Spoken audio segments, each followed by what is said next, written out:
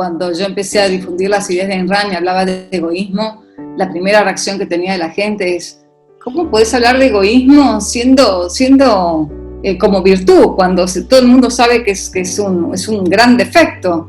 ¿Y cómo podés promocionar las ideas de una mujer que pone en su libro como título la virtud del egoísmo? Entonces tenés que romper con esa barrera y empezar a explicar a qué se refería Ayn Rand como objetivista, como egoísmo, perdón. Uh-huh. Incluso es decir, está claro que el egoísmo para ella es la base de su ética objetivista, digamos, que no es un tema trivial, digamos, sino que es la base.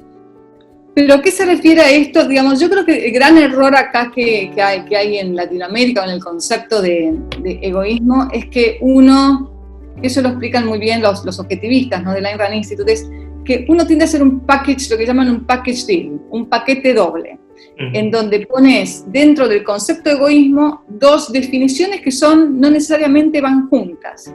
Y uno es, por un lado, el egoísmo es el interés personal, buscar tu propia felicidad, poner tus valores como prioridad, preocuparte por tu vida como prioridad. Esa es la parte correcta, digamos, de la definición de egoísmo. Pero inmediatamente te incluyen otra idea, que es la de vas a buscar tu interés, vas a perseguir tus valores, pero a costa de los demás. Para lograr tus metas sos capaz de pisar cadáveres, sos capaz de violar los derechos de los demás para lograr tu objetivo. Entonces te pones las dos cosas juntas, es interés personal más ser un delincuente, digamos, ser de alguna manera, estar predispuesto a violar los derechos de los demás, o lastimar a los demás, o molestar a los demás. Entonces, claro, cuando tenés esa mezcolanza, decís, bueno, esto claramente no puede ser bueno. Y te imaginás a esas personas que son ambiciosas y que han generado mucha riqueza además, pero siempre molestando a alguien o violando algún derecho de alguien. Y lo que viene a hacer Ayn Rand es a limpiar un poco eso, ¿no? A separar. Una cosa es el interés personal, es buscar tus propios valores y demás. Y algo completamente diferente es estar dispuesto para lograr eso a estar violando los derechos de los demás. Y justamente ella lo que te define por eso también habla de egoísmo racional. Ella dice, eso, digamos, violar los derechos de las demás personas, lastimar a las demás personas, nunca puede ser a largo plazo algo para tu beneficio. Eso en tu psicología deja una marca, eso en tu autoestima deja una marca. Si vos por querer comprarte algo le robás la billetera a otra persona, por ahí lográs tu objetivo a corto plazo, bueno, con la plata que le robé me compré eso que quise.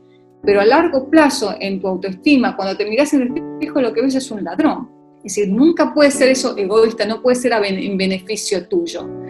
Entonces yo creo que es fundamental empezar a entender a lo que se refería ella con egoísmo, y es simplemente que tu vida es tuya, que no sos un animal sacrificable en beneficio de los demás, que vos tenés que seleccionar tus valores, que tenés que ir por ellos, pero que al mismo tiempo tenés que hacerlo de manera racional. No cualquier capricho es un valor, entonces tenés que mirar realmente lo que es bueno para vos como ser humano, ir en búsqueda de eso, sin sacrificar a los demás en tu camino, ni permitir que los demás te sacrifiquen en sus propios caminos o en sus propios proyectos.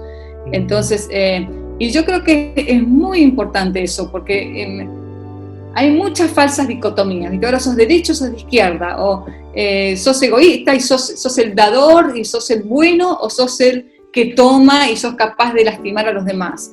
Entonces no es una cosa ni la otra, y hay que romper con esas falsas dicotomías. Es tu vida, es tu interés, es tu búsqueda de tu felicidad, pero al mismo tiempo tenés que respetar a los demás, y eso te va a generar buenas relaciones y en definitiva también es beneficioso para vos.